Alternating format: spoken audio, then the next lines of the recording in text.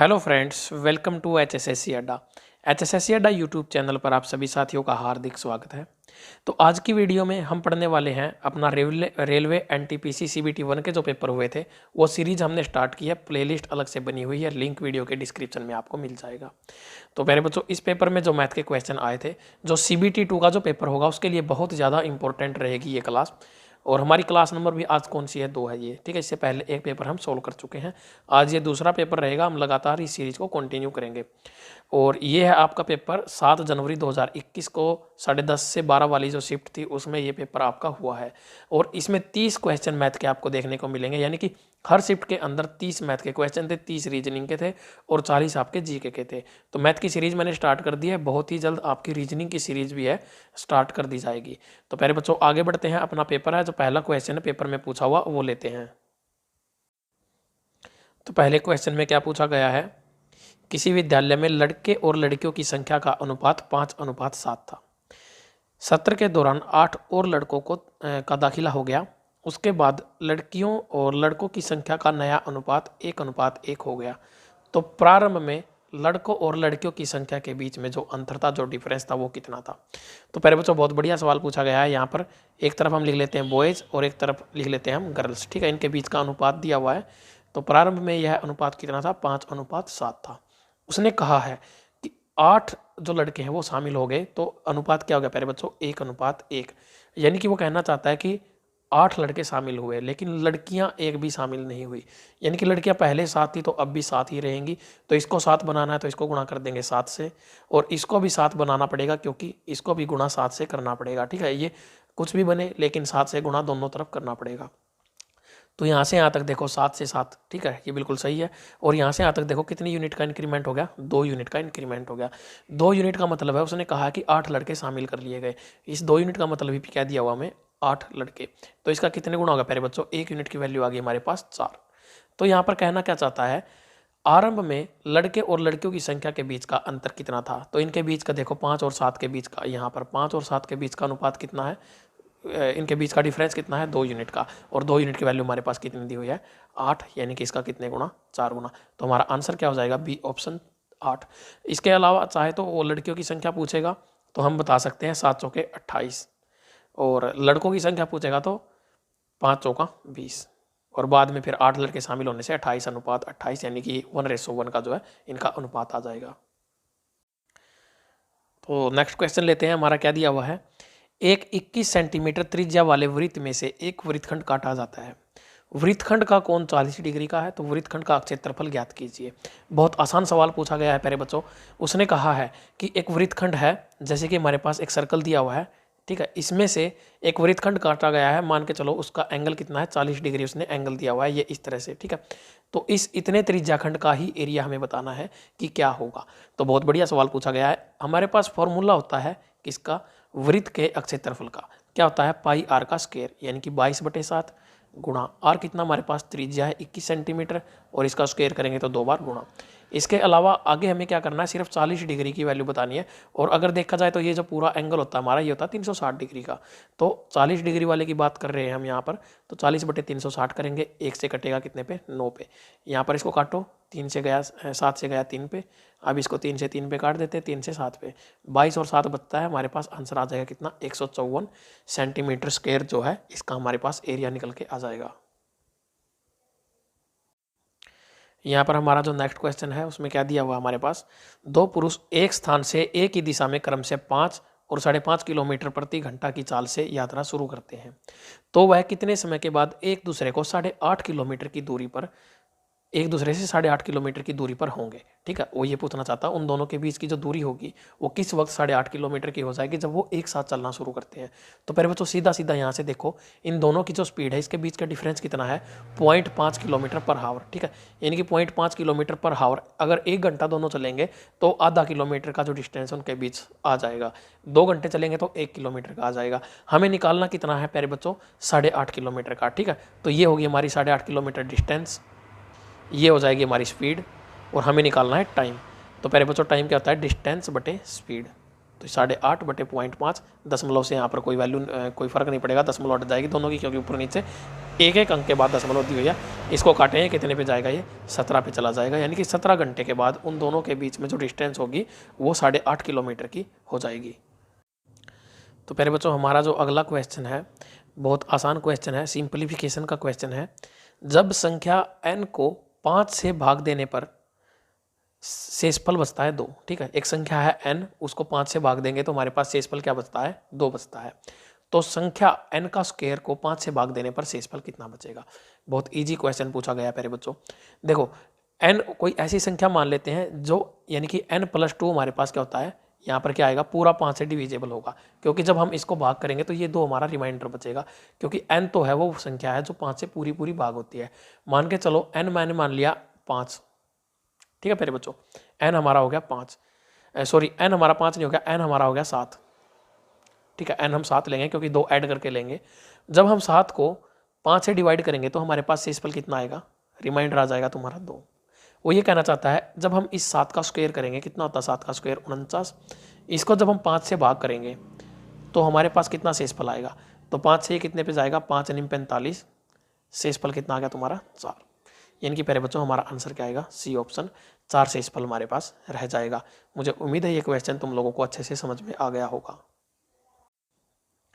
ये हमारा सिंपलीफिकेशन का क्वेश्चन पूछा गया है, बहुत बढ़िया क्वेश्चन है। इसमें आपको बोडोमास के फॉर्मूले को फॉलो करना पड़ेगा। यहाँ पर क्या दिया हुआ हमारे पास, ब्रैकेट के अंदर वैल्यू दी हुई है 1/4 गुणा 3/4। इन दोनों को आपस में मल्टीप्लाई करेंगे तो क्या बनेगा तुम्हारे पास 3/16। आगे यहाँ पर एक वैल्यू और ब्रैकेट के अंदर दी हुई है, तो यहाँ पर क्या, अगर हम इस ब्रैकेट को भी सोल्व करेंगे तो क्या बचेगा अपने पास 1/4, बोलो हाँ। आगे क्या रहेगा प्यारे बच्चों, यहाँ पर बीच में क्या साइन है, प्लस का साइन है, सॉरी डिवाइड का, ये भाग का साइन था। 1 मिनट इसको दोबारा से लिखता हूँ यहाँ पर। ये तो हो गया तुम्हारा 3/16 और ये हो गया हमारा 1/4, ठीक है। और यहाँ पर भाग का साइन है। अब पहले हमें ब्रैकेट के बाद हम क्या करते हैं प्यारे बच्चों, हमें फिर डिवाइड को सोल्व करना पड़ेगा।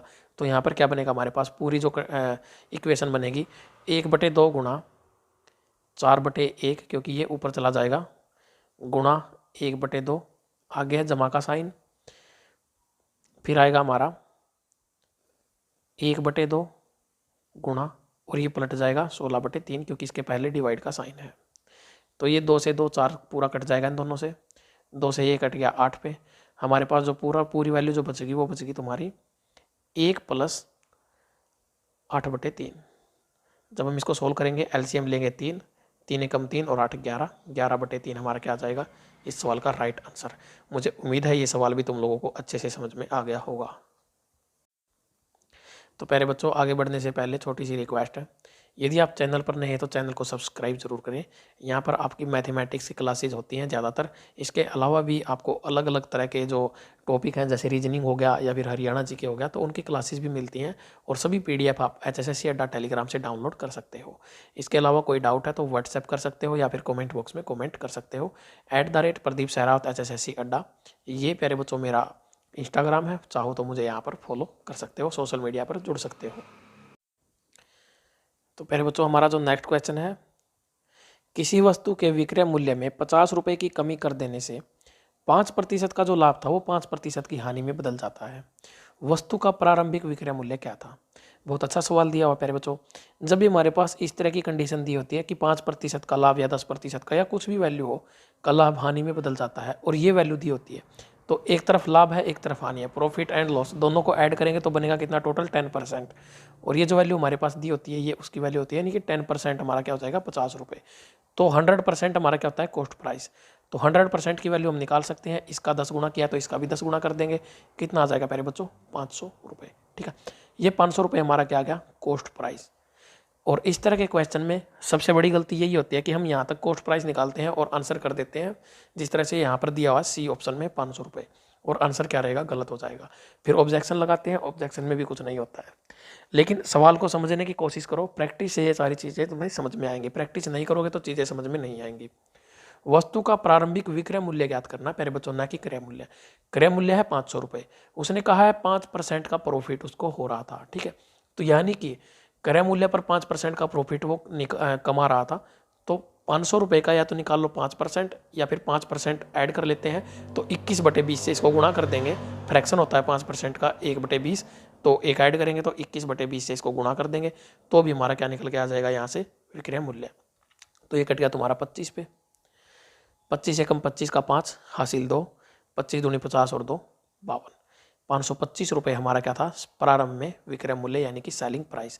तो डी ऑप्शन इस क्वेश्चन का राइट आंसर होगा। अगर किसी को डाउट है तो इस क्वेश्चन को ध्यान से समझो, तुम्हारा जो डाउट है वो क्लियर हो जाएगा।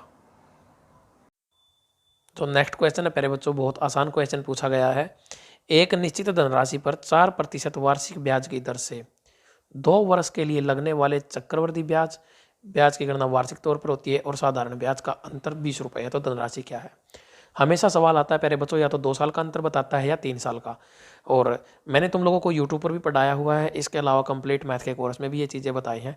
जब अंतर देता है 1 साल का, 2 साल का, 3 साल का, 4 साल का, 5 साल का, तो 5 साल मतलब मैक्सिमम उसने आज तक 3 साल तक के ही सवाल पूछे हैं, लेकिन मैंने तुम लोगों को 4 साल 5 साल तक के बारे में बताया है कि उनको किस तरह से सोल्व किया जाता है।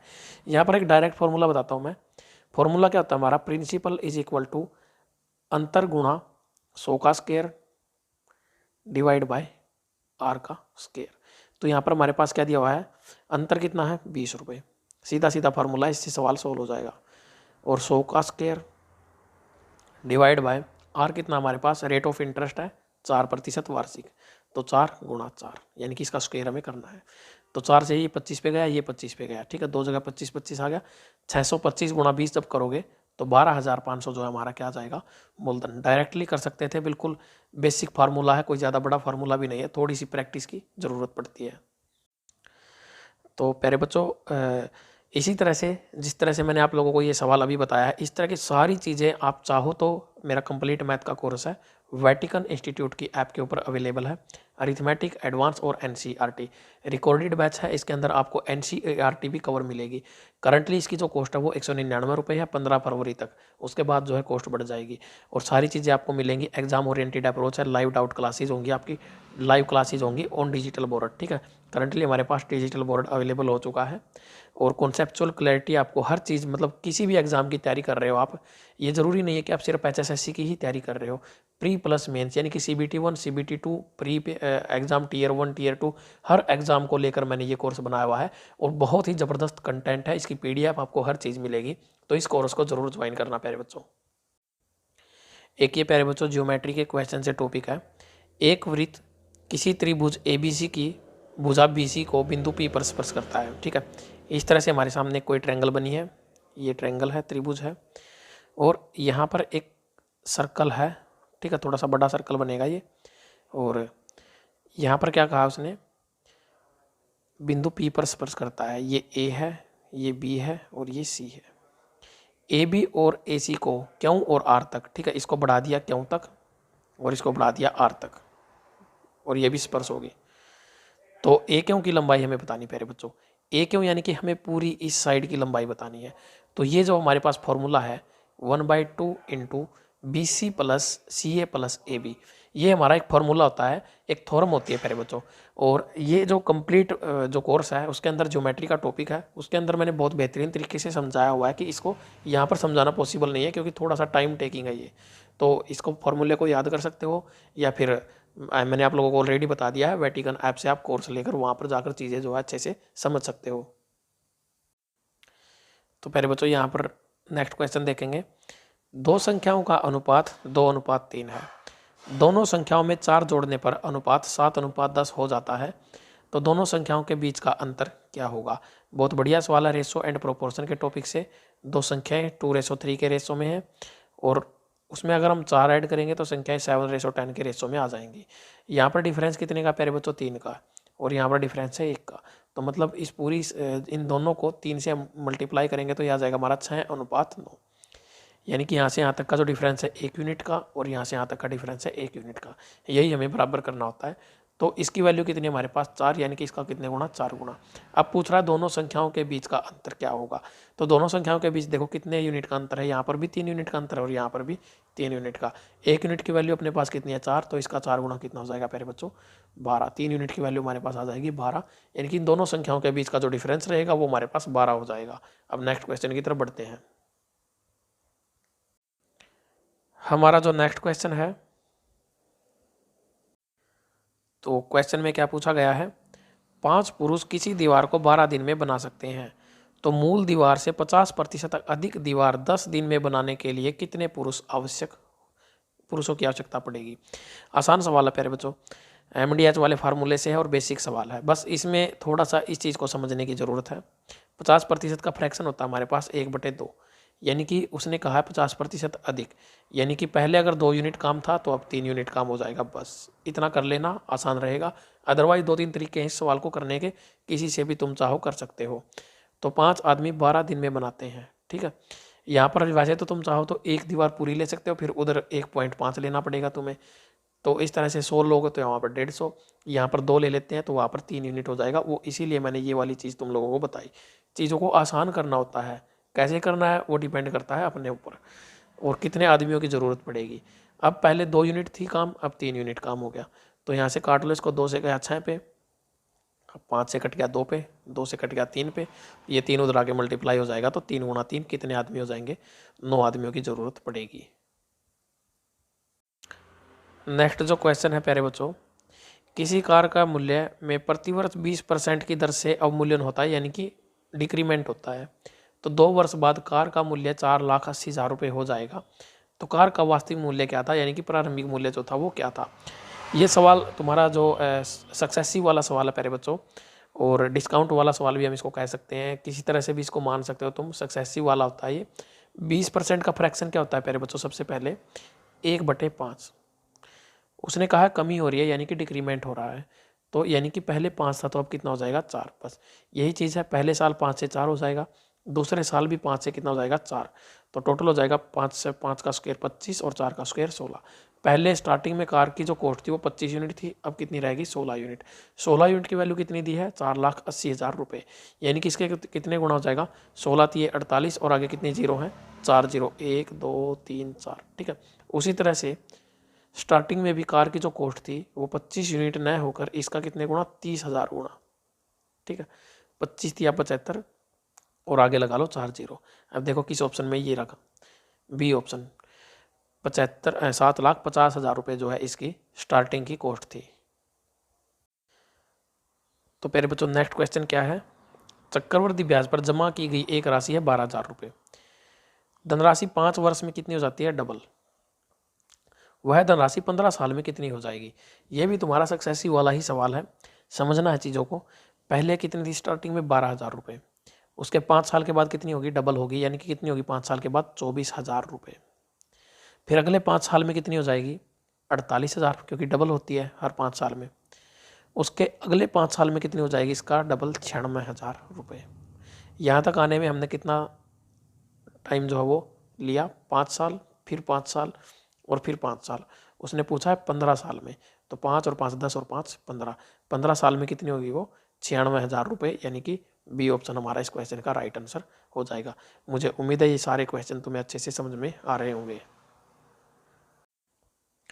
तो नेक्स्ट क्वेश्चन हमारा ट्रिग्नोमेट्री का क्वेश्चन दिया हुआ है, √3 tan 2 थीटा -3 = 0, थीटा का मान हमें बताना होगा। तो पहले बच्चों यहाँ पर सीधा सा है, इसको हम क्या करेंगे, इस 3 को हम उस साइड ले जाएंगे, तो क्या हो जाएगा √3 tan थीटा बराबर किसके हो जाएगा 3 के। √3 से फिर ये कट जाएगा कितने पे, √3 पे। √3 बराबर किसके आ जाएगा हमारा tan 2 थीटा के। और √3 tan थीटा में कितनी वैल्यू होती है, tan 60 की वैल्यू होती है √3, यानी कि 2 थीटा की जो वैल्यू आई वो 60 आई, यानी कि थीटा की वैल्यू कितनी आ जाएगी 30 डिग्री। बिल्कुल बेसिक सवाल पूछा हुआ है, आसान सवाल है।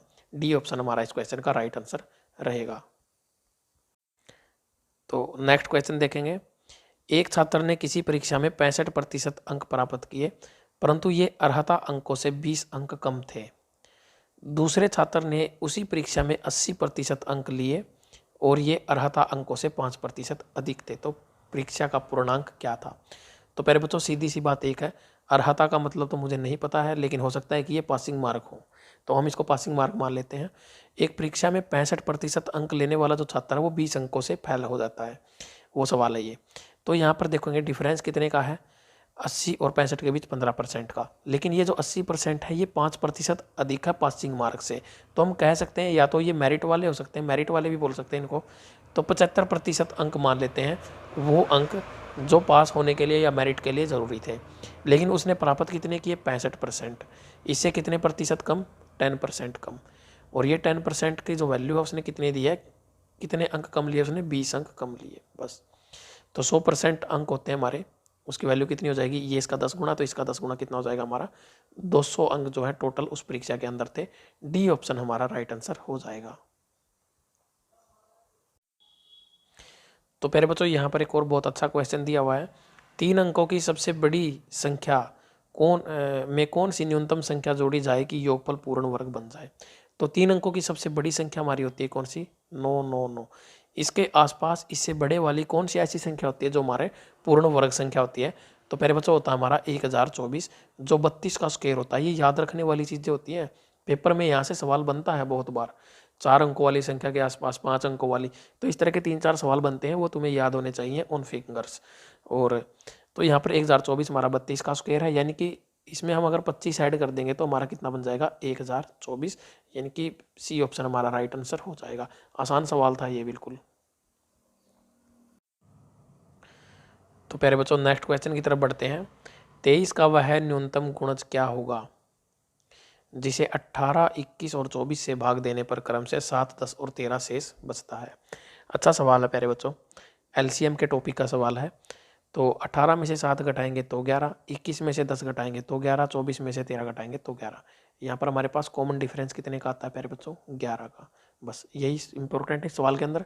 अब 18, 21 और 24 का लेंगे एलसीएम। तो सबसे पहले सबसे बड़ी संख्या के फैक्टर करो, 8 तिया 24, 3 गुणा 2 गुणा 2 गुणा 2।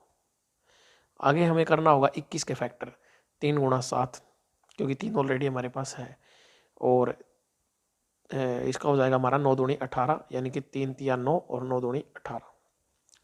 अब हम इन सभी को आपस में मल्टीप्लाई करते हैं, 3 दूनी 6, 6 सत्ते 42, दूनी 84 दूनी, तो हमारा हो जाएगा 160, 164। 3 से गुणा करेंगे तो हमारे पास आ जाएगा 504। ठीक है, ये हमारा आ गया एलसीएम।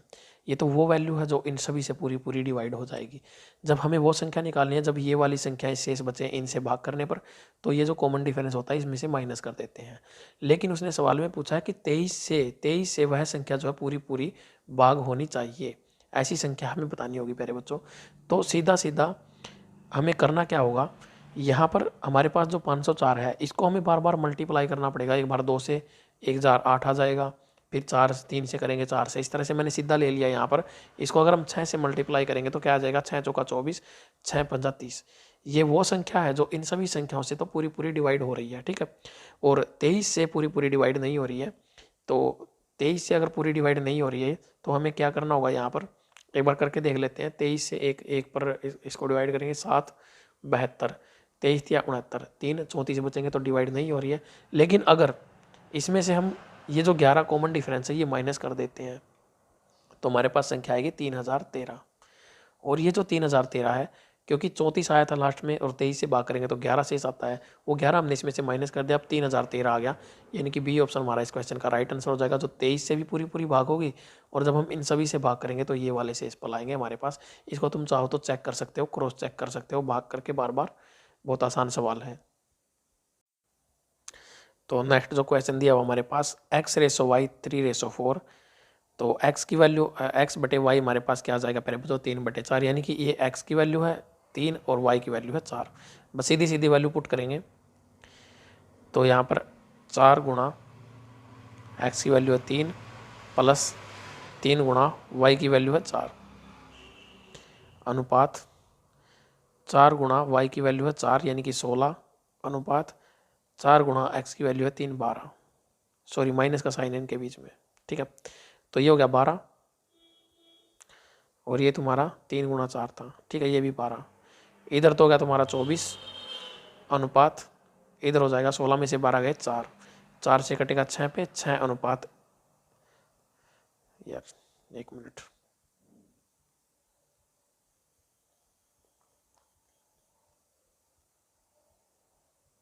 तो ये हो जाएगा 6:1, यानी कि सी ऑप्शन जो इस क्वेश्चन का राइट आंसर हो जाएगा।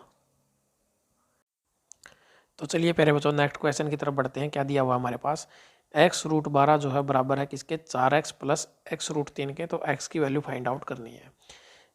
अलजेब्रा का सवाल है, बहुत आसान सवाल है। 2-3 तरीके इस सवाल को करने के, क्वाड्रेटिक इक्वेशन बना के भी सोल्व किया जा सकता है, लेकिन डायरेक्ट तरीका बताता हूँ। दोनों तरफ डिवाइड बाय x, तो x से डिवाइड करेंगे तो √12 जो होता है हमारा वो होता है 2√3, क्योंकि 4×3=12, 4 बाहर आ जाएगा तो 2√3 हो जाएगा। ठीक है, तो √12 की जगह पे 2√3 पुट करेंगे। 2√3 आपका बराबर आ जाएगा किसके, जब हम दोनों साइड x से डिवाइड करेंगे तो ये x कट जाएगा, ये x कट जाएगा, इस 4 के बटे में x आ जाएगा, तो आ जाएगा ये 4/x जमा √3। ये √3 उधर जाके माइनस हो जाएगा, तो क्या बचा, √3 बराबर है 4/x के। x उधर जाके मल्टीप्लाई करो, √3 को नीचे ले आओ तो 4/√3 के इक्वल हो जाएगा, यानी कि बी ऑप्शन जो है तुम्हारा इस क्वेश्चन का राइट आंसर हो जाएगा। तो चलिए भाई नेक्स्ट क्वेश्चन देखते हैं, हाइट एंड डिस्टेंस के टॉपिक से है। यदि 10 मीटर ऊंचे खंबे की छाया की लंबाई 10√3 मीटर है तो सूर्य का उन्नयन कोण कितना होगा। आसान सवाल है प्यारे बच्चों। ये हमने एक फिगर बना लिया, ये एंगल हमारा 90 डिग्री का होता है, ये हमारा खंबा है 10 मीटर का, और ये हमारी जो छाया है उसकी 10√3। तो यहाँ पर देख सकते हो प्यारे बच्चों, ये हमारा 1 यूनिट है, ये हमारी √3 यूनिट है, और ये हमारी हो जाएगी 2 यूनिट। 1:√3 वाला रेशो यहाँ पर यूज हो रहा है। एक के सामने वाली भुजा है तो 30 डिग्री का एंगल होगा, √3 के सामने ये वाला होता है हमारा 60 डिग्री का एंगल। उन्नयन कोण पूछा है तो हमारा हो जाएगा 30 डिग्री। अवनमन कोण पूछता तो हमारा हो जाता है 60 डिग्री। तो दोनों तरह से हम इस सवाल को आंसर कर सकते हैं।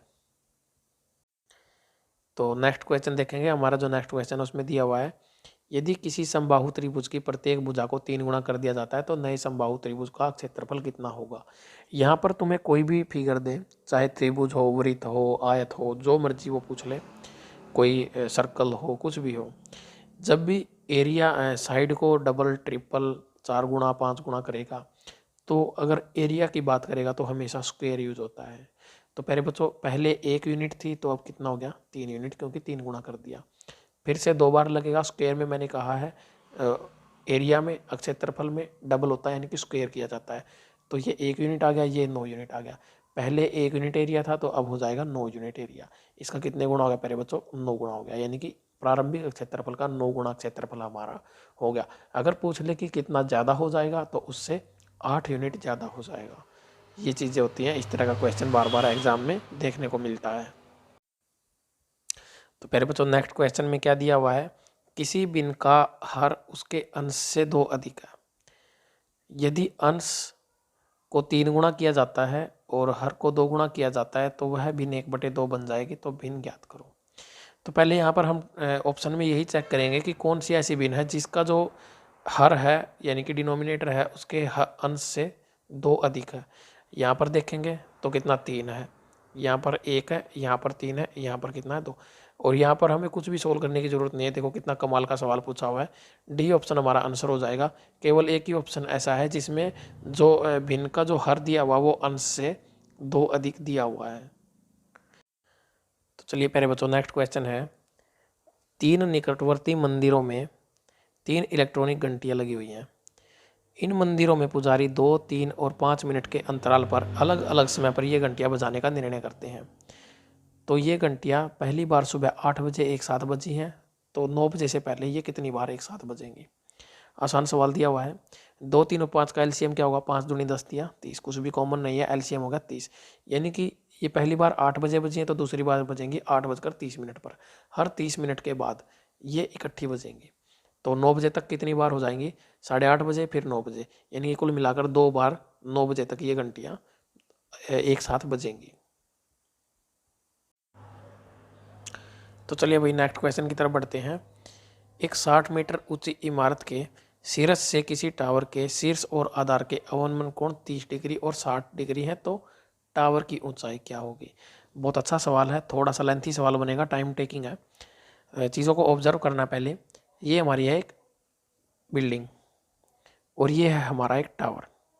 बिल्डिंग की जो हाइट हमारे पास वो कितनी प्यारे बच्चों, 60 मीटर। और इस बिल्डिंग के ऊपर से वो टावर की तरफ देखेगा, ये टावर का टॉप है, ये इधर, ठीक है। तो यहाँ पर क्या होगा, 60 मीटर ऊंची इमारत के शीर्ष से किसी टावर के पहले शीर्ष का कोण बता रहा है, अवनमन कोण 30 डिग्री है। तो प्यारे बच्चों ये एंगल हमारा कितना हो जाएगा, 30 डिग्री। अगर ये 30 है तो ये हमारा कितना हो जाएगा, 60 डिग्री। अब उसने कहा है आधार का जो कोण है वो है 60 डिग्री। आधार के साथ जो कोण बनेगा वो कितना बनेगा, 60 डिग्री का। ये 60 है तो ये हो गया तुम्हारा कितना, 30 डिग्री का। बस। तो प्यारे बच्चों चीज़ों को समझना है। 60 डिग्री के सामने वाली जो वैल्यू होती है वो होती है √3, और 30 के सामने वाली जो यूनिट होती है वो होती है तुम्हारी 1 यूनिट। तो यहाँ पर हमारे पास किसकी वैल्यू दी हुई है, 60, √3 बराबर हमारा कितना है, 60। तो 1 बराबर है 60 बटे √3 करेंगे तो आ जाएगा 20√3। यानी कि जो नीचे वाली वैल्यू है, जो हमारा आधार है, वो आ जाएगा 20√3। यहाँ पर 20√3 है तो यहाँ पर भी कितना रहेगा, 20√3। यानी कि इधर क्या होगा, इसका कलर चेंज कर लेता हूँ मैं एक बार, चीज़ों को समझना है। यहाँ पर अब इस ट्रायंगल की बात कर रहे हैं हम, ये एंगल 30 डिग्री का है, ऊपर वाला एंगल 60 डिग्री का है। 30 डिग्री के सामने वाली साइड होगी 1 यूनिट, और 60 डिग्री के सामने वाली जो साइड होती है वो होती है √3। √3 की वैल्यू हमारे पास दी है 20√3, यानी कि इसका कितने गुना, 20 गुना। तो इसकी वैल्यू भी हमारी यहाँ से यहाँ तक कि 1 यूनिट की जो वैल्यू हो जाएगी वो भी कितनी हो जाएगी, 20 मीटर। यानी कि इसका कितने गुना, 20 गुना। बस ये 20 मीटर हमारी इतनी ऊंचाई आ गई जो टावर से अलग ऊंचाई दीवार की है। हमें टावर की ऊंचाई निकालनी है तो टोटल हमारे पास 60 मीटर थी, उसमें से 20 मीटर को हम माइनस कर देंगे तो अपने पास आ जाएगा 40 मीटर। बी ऑप्शन इस क्वेश्चन का राइट आंसर रहेगा। बहुत अच्छे लेवल का सवाल पूछा हुआ है। ये सारे सवाल मैंने आप लोगों को हाइट एंड डिस्टेंस के टॉपिक में कवर करवाए हुए हैं। कंप्लीट मैथ का जो कोर्स है, मैं कोर्स की डिटेल फिर से दे देता हूँ। ये मेरा कंप्लीट मैथ का कोर्स है प्यारे बच्चों। चाहे किसी भी लेवल के एग्जाम की तैयारी कर रहे हो, वेटिकन इंस्टीट्यूट के ऐप पर अवेलेबल है। कंप्लीट अरिथमेटिक एडवांस और एनसीईआरटी सिर्फ और सिर्फ 199 रुपये में आपको जो है ये कोर्स अभी करंटली अवेलेबल है। तो चाहो तो इसको परचेज कर सकते हो। हर क्लास की पीडीएफ आपको वहाँ पर मिलेगी, और सारे किसी भी लेवल के सवाल की आप बात करोगे, हर लेवल का सवाल वहाँ पर आपको मिल जाएगा। तो चलिए भाई नेक्स्ट क्वेश्चन की तरफ बढ़ते हैं। हमारा जो नेक्स्ट क्वेश्चन दिया हुआ है, क्या दिया है, P बराबर है 2 + √3 क्यों बराबर 2 - √3। तो P बटे क्यों की वैल्यू हमें बतानी है प्यारे बच्चों। बहुत आसान सवाल है। तो यहाँ पर लिखेंगे P की वैल्यू 2 + √3 और क्यों की वैल्यू क्या है, 2 - √3। मल्टीप्लाई करो, ऊपर जाके साइन प्लस का हो जाएगा 2 + √3 और नीचे भी 2 + √3। हर का परिमेयकरण रेशनलाइजेशन कर दिया। तो ये क्या हो जाएगा हमारा, 2 दूनी 4 प्लस 2 √3 प्लस 2 √3 और प्लस 3, 4 और 3 7 प्लस 4 √3। यहाँ तक ही सोल्व करने पर हमारा आंसर मैच हो रहा है, 7 + 4 √3। लेकिन हम इसको आगे भी सोल्व करेंगे।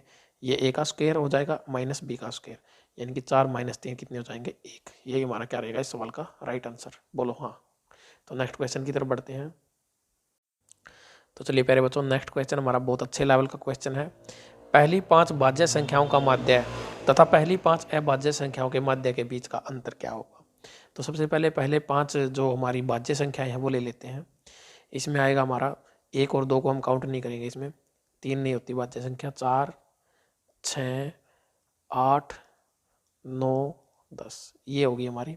इन सभी को ऐड करो, 6 और 4 10 और 10 20, 20 और 17 37, 37 बटे 5 ये बन गया हमारा 5 सत्ते 35.4। ठीक है, 7.4 हमारा आ गया इनका माध्य। अब आती है पहली 5 अभाज्य संख्याएं। ठीक है, मैं डायरेक्टली बता सकता हूँ, पहली 5 अभाज्य संख्याओं का माध्य हमेशा 5.6 होता है। और ये कौन कौन सी हैं, 2 3 5 7 11। ऐड करो, 7 और 3 10 और 11 21, 21 और 7 कितना हो गया 28, 28 बटे 5 हो जाएगा तुम्हारा 5.6। इन दोनों के बीच का डिफरेंस कितना है, 1.8। और डी ऑप्शन जो है हमारा इस क्वेश्चन का राइट आंसर हो जाएगा। मुझे उम्मीद है ये क्वेश्चन तुम्हें अच्छे से समझ में आ गया होगा। तो चलिए भाई, हमारा जो नेक्स्ट क्वेश्चन दिया हुआ है ये हमारा लास्ट क्वेश्चन है आज के इस पेपर का। समानांतर चतुर्भुज ABCD, ठीक है, एक समानांतर चतुर्भुज बनानी पड़ेगी यहाँ पर। कोशिश करूँगा अच्छे से बनाने की। A B C D। उसने कहा है कि यहाँ पर कलर चेंज कर लेते हैं। उसने कहा है AL और CM क्रमशः परपेंडिकुलर यानी कि लंब है CD और AB पर। ठीक है, CD के ऊपर, यह है CD के ऊपर हमारे पास क्या है, एक परपेंडिकुलर है A से लेकर L तक।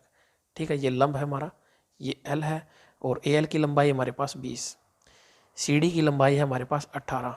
ये यहाँ से यहाँ तक CD है जो इसकी लंबाई है 18। तो पहले बच्चों यहाँ से हमारे पास देखो बेस हो गया और हाइट होगी। ठीक है, इन दोनों को मिलाकर हम इसका एरिया निकाल सकते हैं। तो हमारे पास दूसरा क्या दिया हुआ इसने, CM जो है हमारा ये परपेंडिकुलर है, तो CM हमारा परपेंडिकुलर है, ये इस लाइन पर परपेंडिकुलर है C से M तक। ठीक है, ये हमारा परपेंडिकुलर है और ये हमारा दिया 15। तो हमें निकालना है इसका चतुर्भुज का परिमाप। परिमाप के लिए हमारे पास चारों साइड होनी चाहिए। ये साइड हमारी 18 है तो ये साइड भी हमारी 18 हो जाएगी। अब ये साइड हमें नहीं पता है तो इस साइड को हम कैसे निकाल सकते हैं, एरिया हमारा था बेस इंटू हाइट। तो ये बेस है 18 गुणा ये हाइट हमारी 20। दूसरी साइड की हमारी जो हाइट दे दी यानी कि परपेंडिकुलर दे दिया 15, लेकिन यहाँ पर हमारा बेस नहीं दिया, तो बेस निकाल देंगे हम यहाँ से। तो ये हमारा कटेगा कितने से, 3 से 6 पे कटेगा, 3 से 5 पे, 5 से ये कट गया 4 पे, कितना आ गया 24। तो बेस आ गया हमारा 24, यानी कि ये साइड भी हमारी 24 आ गई और ये साइड भी हमारी 24 आ गई। बस अब यहाँ से चीज़ें सोल्व हो गई हैं। तो 18 दूनी 36 परिमाप निकालना में, और 24 दूनी 48, इन दोनों को ऐड करोगे तो हमारे पास आंसर आएगा 84 सेंटीमीटर जो है इसका हमारा कितना क्या निकलेगा, परिमाप यानी कि पेरीमीटर। तो पहले बच्चों इस वीडियो में हमारे जितने क्वेश्चन थे इस पेपर के शिफ्ट के सारे कंप्लीट हो गए हैं, और आप लोगों के लिए 12 घंटे की मैराथन क्लास मैंने प्रोवाइड करवाई हुई है HSSC प्रीवियस ईयर पेपर्स की 2021 तक की। PDF आप लेना चाहते हो तो अपडेटेड PDF है, दिसंबर 2021 तक के क्वेश्चन उसमें है। 750 प्लस क्वेश्चंस विद सॉल्यूशन आपको मिलेंगे। 30 रुपये की PDF है, इस नंबर पर पेमेंट करके आप PDF को परचेज कर सकते हो। इसके अलावा कंप्यूटर की भी PDF है, सेम कॉस्ट रहेगी, और कंप्लीट मैथ का कोर्स आप परचेज कर सकते हो यदि आप जो मेरे साथ जो कंटेंट है मैथ का वो मेरा कंटेंट आप लेना चाहते हो तो मिलते हैं नेक्स्ट के वीडियो में। जय हिंद, जय भारत, जय किसान।